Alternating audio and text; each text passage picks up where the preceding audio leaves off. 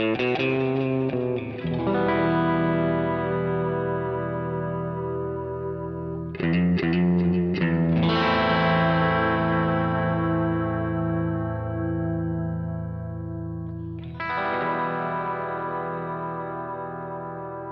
listening to Mark of the Maker.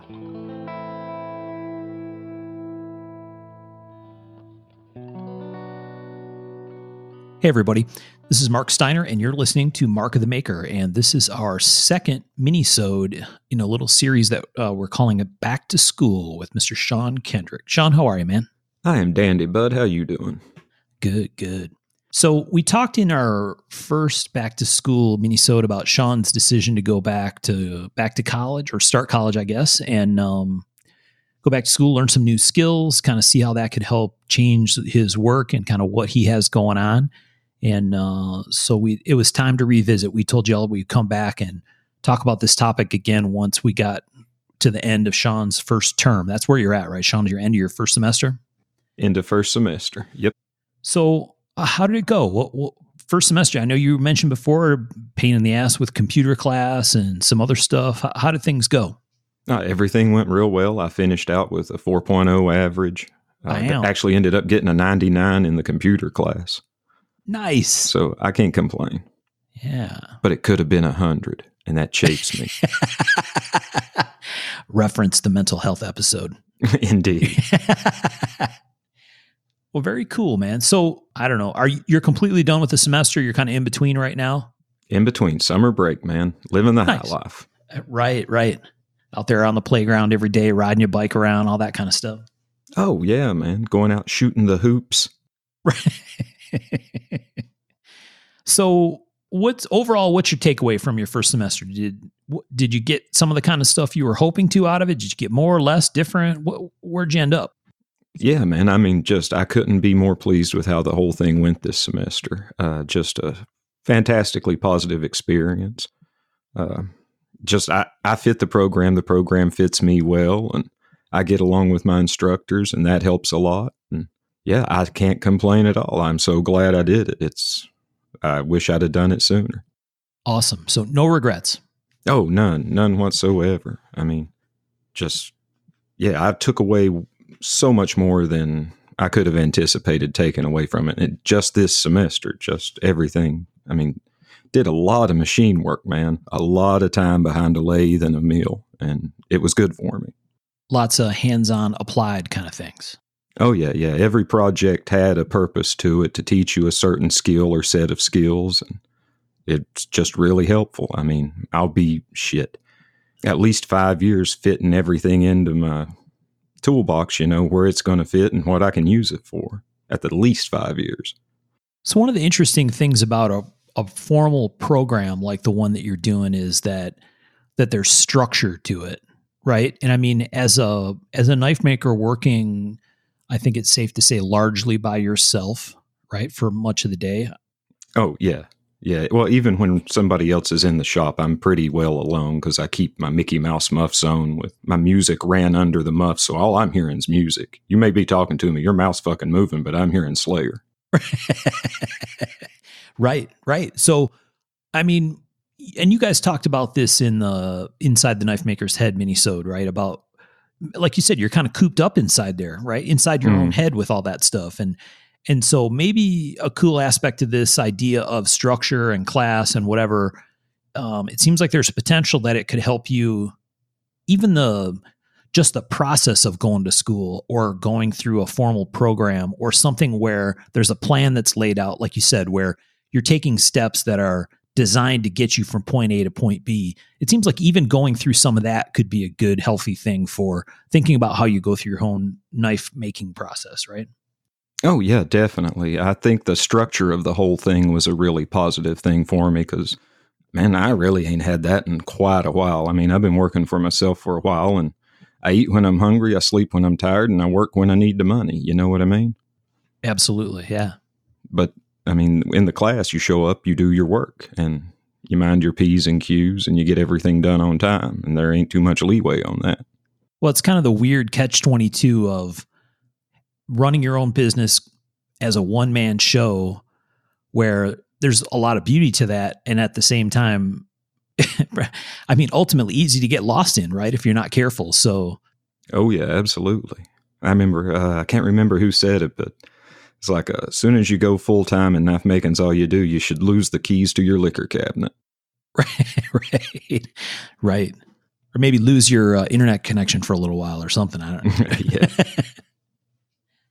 So, having gone through some of the structure and the coursework and whatever, do you see that any of these things are starting to apply to the work that you're doing now, or the knives that you're making now, or the steps that you're going through in the shop now? And yeah, and it's almost like I've integrated some stuff and I did it without thinking. It just kind of made sense and I just started doing it that way. Because the last few knives I finished up, been very, very pleased with all the tolerances, the way everything walks and talks even more so than usual. And just the little differences I notice because I handle my shit, I know what my knives feel like.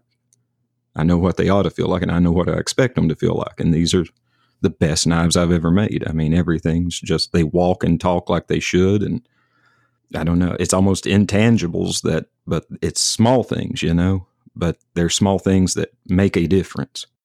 Right. And maybe I'm the only guy who notices them because I'm the only one who obsesses over them like that. But I think the folks who are getting them will notice. Yeah, very cool. Well, I noticed with the star knife that you recently did, the red micarta with the black star, it seemed like, at the risk of sounding like a dick, that ended up turning around reasonably quickly after your visit to Michael's. Yeah. And if it hadn't been for prepping for finals and trying to get all my projects done before the end of the semester, it would have been done sooner than that. Right. So, I mean, like you said, whether conscious or not, maybe even time to go through the process, you're seeing changes or differences in. Yeah, definitely. I mean, I believe I'm becoming a little more efficient. I'm definitely more proficient on the mill. I find myself using the mill. Well, let's see. I broke the table on my drill press probably 2 months ago, and I haven't even bothered replacing it because I do everything on the mill pretty much now. Nice. Yeah, well, it was handy to be in that mindset when my dumbass snapped that table off. Right. Well, and I mean, whether it's formal skill or even just confidence in doing what you're doing, right? Yeah. Oh, now, man, confidence plays a huge factor. Stepping up there and not being a shaky-handed amateur, and that helps a lot to get things done. Right. I did this before. I took the class, right? I followed the steps. I understand what's right and wrong, or what can make this better or worse or easier or harder, because I did this already. Yep. Very cool. Well, and dude, I find that if you're confident, you tend less to overthink the whole thing. For sure. Yeah, it becomes more of a almost automatic response. Yeah, mechanics thing, right? I know how to muscle do these memory steps and whatnot. Right. Well, awesome. So I know when we talked before in the previous episode on this topic, you talked about a couple of folks that were influential or that you could tell were going to make a difference in how things were going to go for you with this stuff. So has that kind of continued? Are there people that you've kind of either felt help from or they have a little better understanding of where you're coming from and they're able to kind of tailor things for you? Or yeah, absolutely. Now, my primary instructor this past semester, Todd Johnson, and he was just a wealth of information, and I hope I get to see him on my class days when I'm taking classes this next semester, because I got along with him personally, and he's a smart dude. I'd like to be able to ask his opinion on something if I need to, because I respect his opinion. Absolutely. Our program coordinator, Kenny Barnett. Now, I got to spend a lot of time with Kenny toward the end of the semester because me and Rachel went in every day the shop was open to work and get our projects done. So he would be instructing us on those days when we needed help instead of our normal instructor. And Kenny and I, we really hit it off. We get along real well. I like the way he approaches work. Everything's really efficient. Everything's geared toward, well, this may look fucky or it may be kind of weird, but hey, guess what? It works and it's going to shave you, 3-4 passes off this process. I dig that. And he has gone out of his way. He understands that I'm not quite in the program like everybody else. I'm not looking to get a job once I get out of there. I got a job. I need to get skills that I can apply to my current job. And he understands that. And he's worked with me. I mean, toward the end of semester, he worked with me on a project for some small tools. He was just like, hey, man, if you got a DXF file, we can water jet cut these and you can work on them on the school equipment. And I just happened to have a DXF file for a tool, and we got them water jet cut, and I was milling and stuff on them the next day. Had a really good time doing it. I did that instead of doing my classwork. That's very cool. Yeah. And I can't say enough about both of my instructors. They have done a really good job of creating just a really solid program. The program has a good esprit de corps. Everybody consistently has a good attitude coming in there. They all just want to be good machinists. They want to make quality parts. And that speaks well of both of them.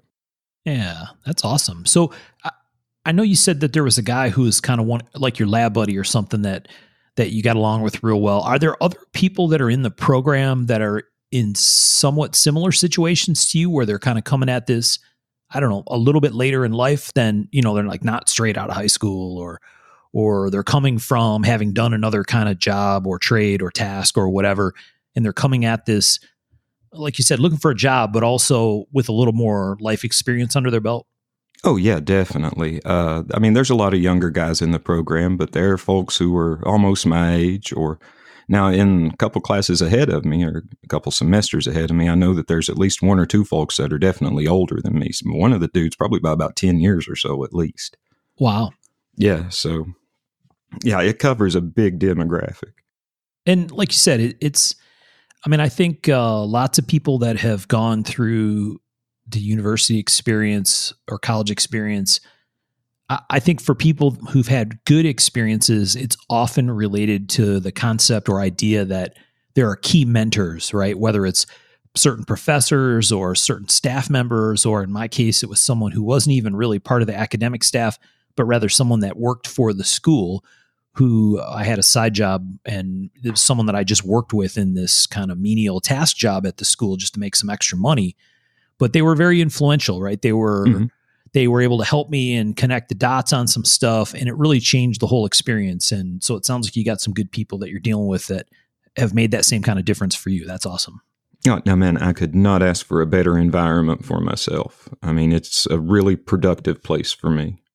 That's great, man.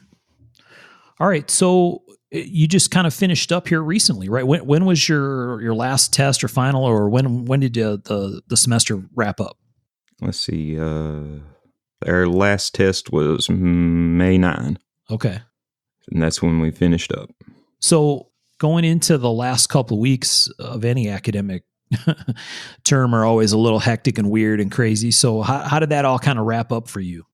But man, it all went pretty smooth. I got my stuff done for the fundamentals program, the like 101 class. I got it done several weeks ahead of time.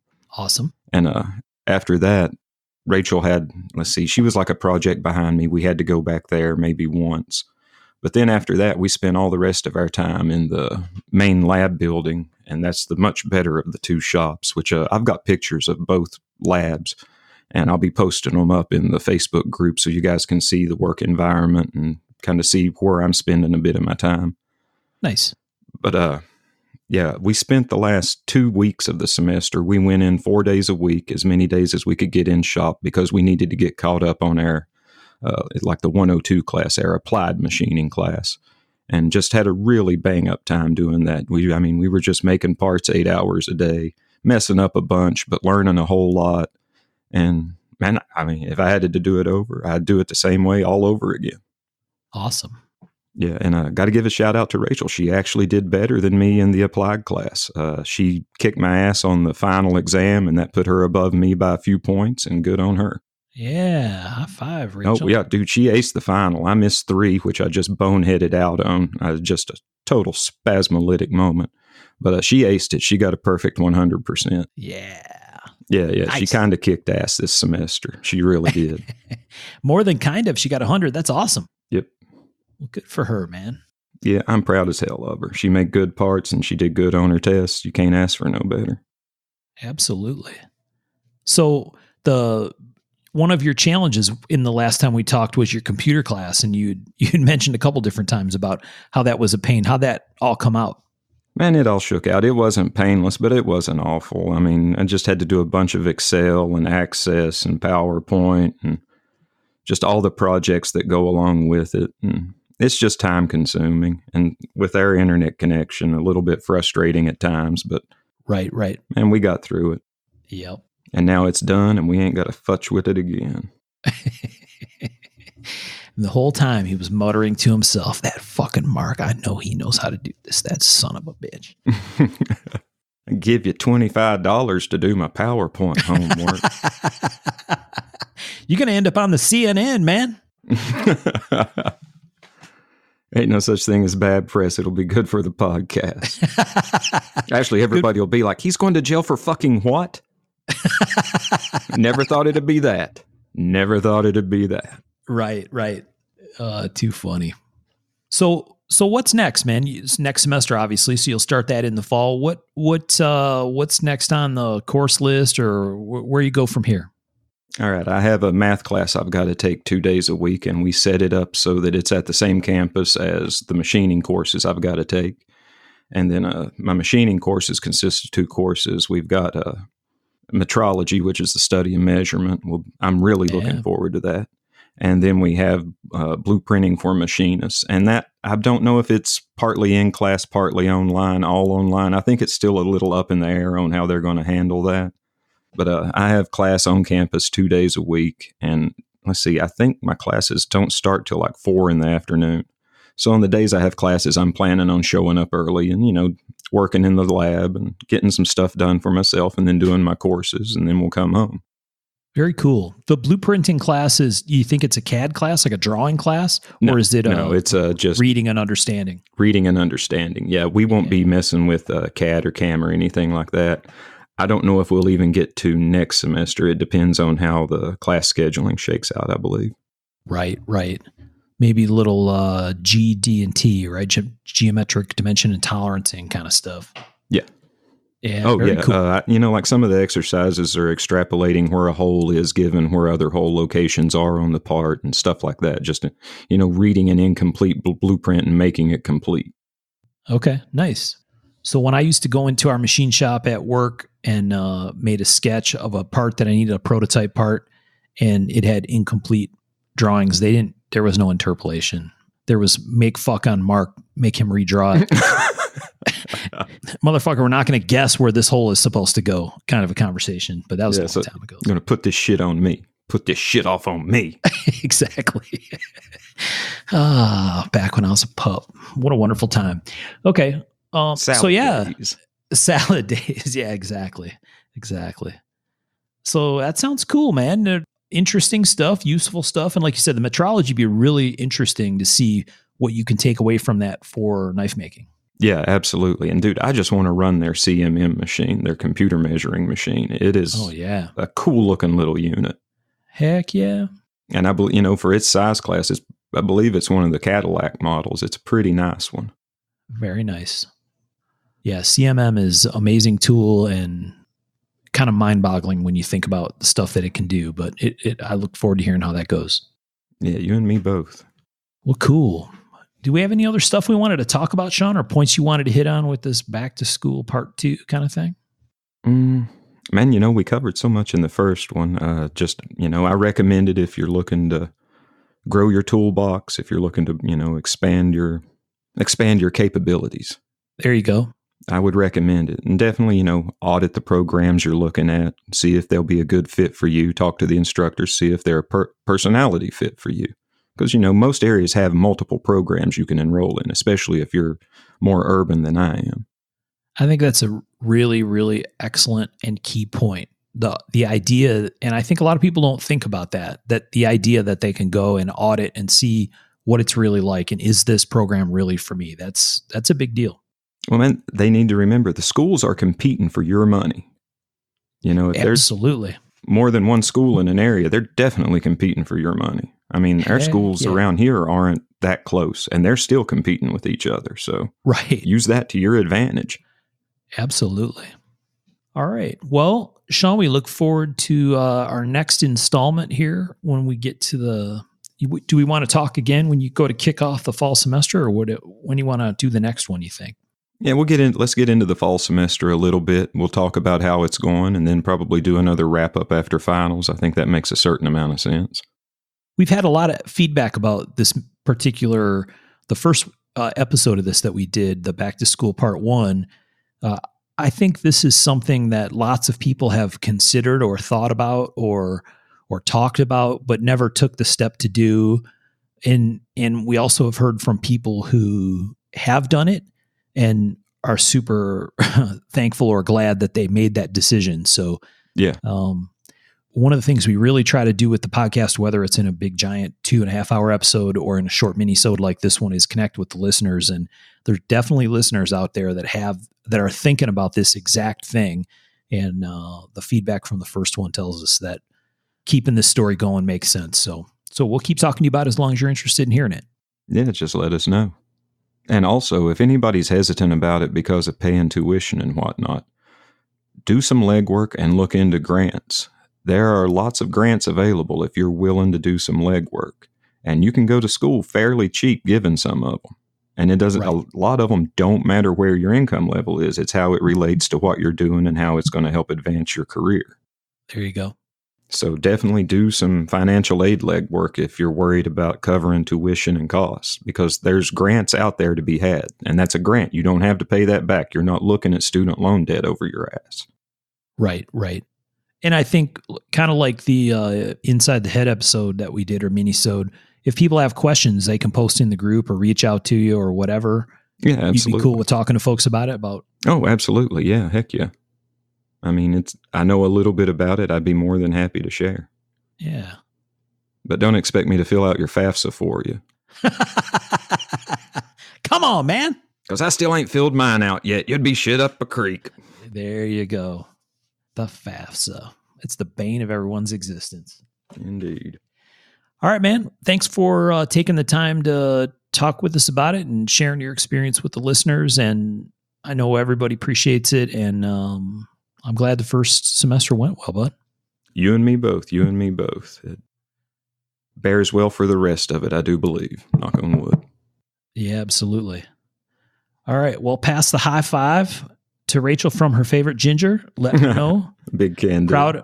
Proud of her. And we'll talk about this next time around. Oh, and I'll give a shout out to Kenny and Todd, my instructors. You guys rock. I hope you have a great summer, and I'll see you in the fall. Right on. All right, everybody. Thanks for listening. Thank you, guys.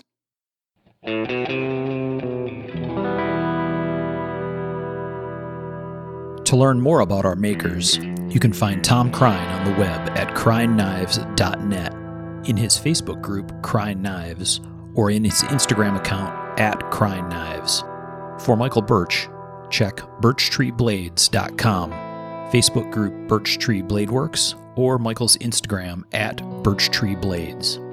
For myself and the Raygun Bead Project, we're on the web at raygundivision.com.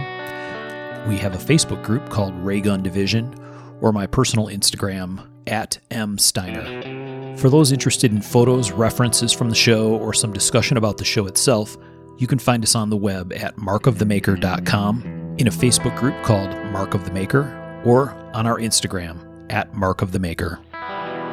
Last but not least, the ultra cool and haunting background music we use for the show is a piece called Noir Guitar by Stevie's Amp Shack, found at the Free Music Archive and licensed under Creative Commons CC BY 4.0. Thanks for listening.